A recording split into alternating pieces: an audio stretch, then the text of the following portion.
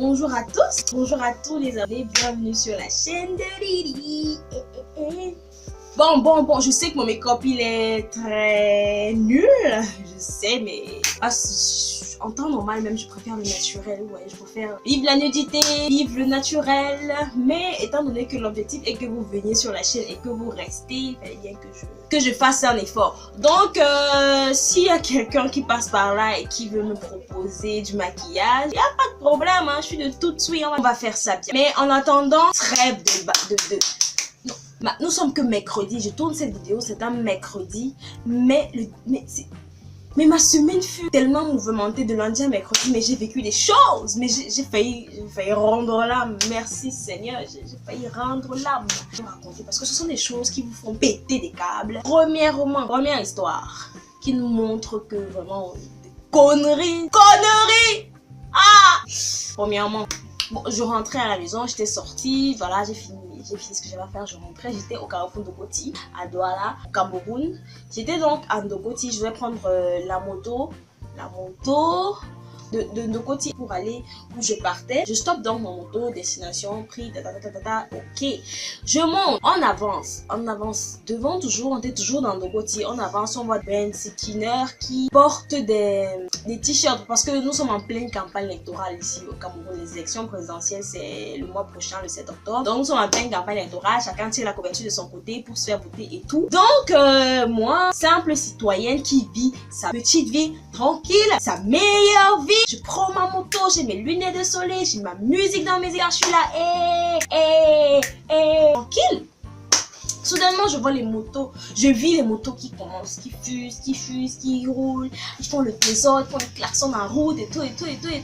Et qu'est-ce qu'ils avaient sur eux? Tenez-vous bien, t-shirt. Les t-shirts commerciaux, si je peux dire ça comme ça, pour vendre l'image du rassemblement démocratique du peuple camerounais. Si vous voyez où je veux. Ok, il n'y a pas de problème, ils sont dans leur campagne, ils ont le droit de faire ce qu'ils veulent, la ville c'est pour tout le monde. Donc tu sentais que ce sont des gens qu'on a payés pour qu'ils fassent du bruit dans la ville, pour qu'ils diffusent un message. Donc naturellement en faveur du candidat qui représente le RDPC, qui est un parti politique. Moi j'étais là, ok, pas de problème, j'observe la ville et tout, c'est chaud, machin et tout. Je vois, ils font des bruits en route, Je prends mon téléphone, je commence à filmer, genre. C'est donc là qu'il y a un d'eux qui passe d'abord. Il me regarde, tu filmes quoi? Mais tu m'arrêtes ça, petite soeur. Je ne réagis pas, je continue de filmer. Ensuite, il y a un autre qui passe derrière moi et dit que tu filmes quoi? Je vais arracher ça, Ah! J'ai d'abord un peu baissé mon téléphone. Après, j'ai quand même remonté encore, j'ai continué de filmer et tout. Je faisais genre, mais attendez, qu'est-ce qui se passe? Vous faites ça, vous croyez qu'on va vous, c'était pour qu'on vous voit pas. On va vous voir, tout le monde vous voit, c'est pas parce que je filme que et tout. Je continue de filmer. Il y a un qui passe derrière moi et il me frappe à l'épaule. Il m'a frappé. Moi, femme de mon état, il m'a frappé. Heureusement, je suis d'une nature très calme, je suis d'une nature extrêmement calme. C'est vrai que sur le coup, je ne pouvais rien lui faire. Et c'est même pas d'abord de sa faute, il est mal élevé. Mais il faudrait que quand une entreprise, un parti, une association décide d'engager des actions pour leur promotion, qu'ils sachent où est-ce qu'ils s'engagent. Parce que ces gens-là, s'il y a un partisan du RDPC qui passe par là, allez dire à la personne qui a organisé cette campagne-là que c'était une très très mauvaise idée parce que leurs commerciaux sont extrêmement mal éduqués et violents. Ils m'ont violenté, vous croyez que je vais voter qui? Mais surtout pas, non mais surtout pas. Donc c'est extrêmement dégueulasse. Je me suis sentie très mal. J'ai eu juste envie d'une chose, hein, qui c'était de leur cracher dessus. Et il y a eu d'autres, l'autre a même commencé à me menacer, je vais arracher ça, mais je me suis tournée et lui ai dit que viens arracher, tu es malade. Tu crois que quand tu fais ça c'est pour qu'on te voit pas? Si c'était la télé, je n'avais pas laissé qu'on te voit, mais viens arracher. Voilà, l'instant je disais à mon automate que coucou, file parce que gars, je tenais à ma vie parce que ces gens-là sont trop sauvages. Donc première chose qui m'est arrivée, il m'a frappé à l'omoplate. Au niveau du jarret, j'en ai eu des rougeurs. Ma peau est fragile. J'aurais pu y laisser ma vie. Oui, il faut que vous sachiez, je suis quelqu'un de fragile. J'aurais pu y laisser ma vie là-bas. S'il il m'a frappé tellement fort, frappé comme ça là, et que j'avais une arrêt cardiaque. Il allait dire quoi? Parce que je n'y attendais pas. Il est venu dans mon dos. En plus, c'est un lâche, il est venu dans mon dos. Vraiment. Bref, la leçon que je tire, c'est que je vais aller bousiller les images sur les réseaux sociaux. Mais ça, c'est trop dire, non?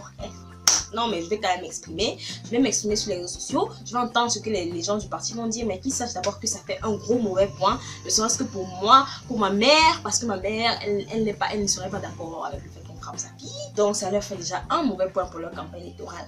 On continue. Deuxième histoire. Bon, je discutais avec un pote, un ami de longue date et tout. On discutait, on se racontait nos bails et tout. Il me parlait de sa copine, nanana, ces petites histoires et tout. Après, on a commencé à parler de la vie en général. Blablabla. Je vous épargne les détails.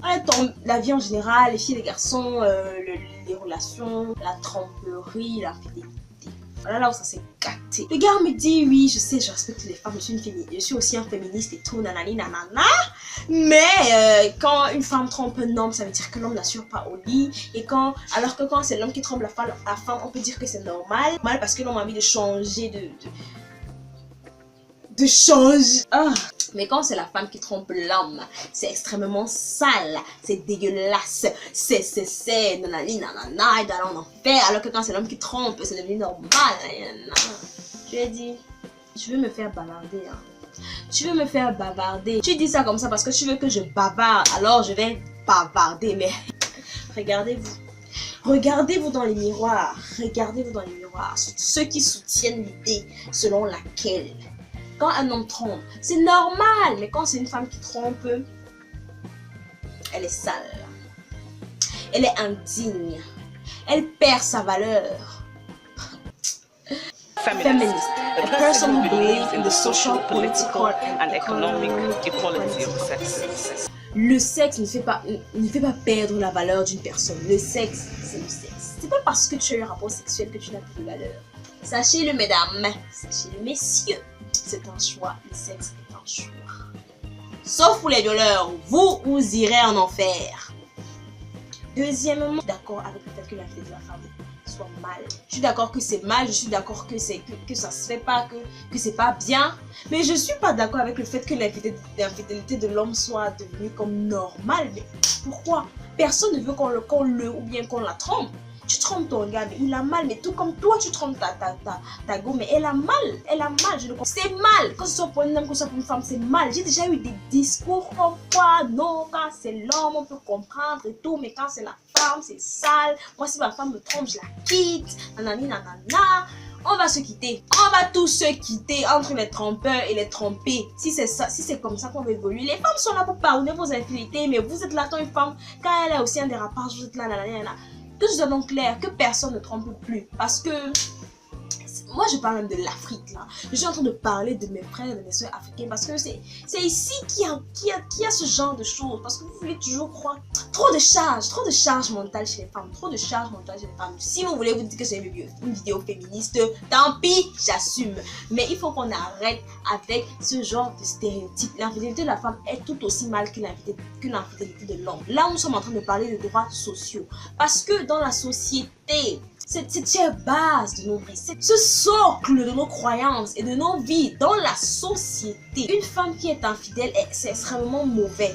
On doit la châtier sur la place publique, on doit la rabaisser au plus bas niveau parce qu'elle était infidèle. Or, quand c'est un homme qui est infidèle, non, mais la femme n'a pas de cœur pour avoir mal. Hein. Elle doit supporter, elle se dit que oh, mon mari c'est normal, moi je sais que je suis à la maison et tout. Non, tu n'as pas accepté l'infidélité de ton homme sous prétexte que moi je suis à la maison, c'est moi la femme de maison, c'est moi qui l'ai épousé et tout. Non, mais non, tu dois vouloir le meilleur pour toi. Cher futur mari, si tu passes par là, sache que voici ce que je pense et que si un jour tu décides de m'être infidèle, je vais te traiter.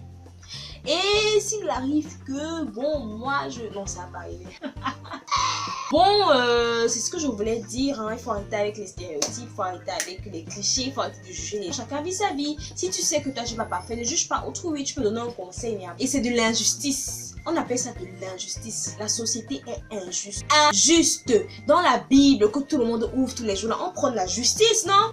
En temps normal, même, il y a ce qu'on appelle le pouvoir judiciaire qui est censé promouvoir la justice. Pourquoi vous êtes injustes les uns envers les autres? Non. Je sais qu'il y a mes amis qui vont regarder cette vidéo-là, surtout vous les gars, si j'entends l'un de vous dire les conneries comme ça, là, je le frappe, hein, je le fort.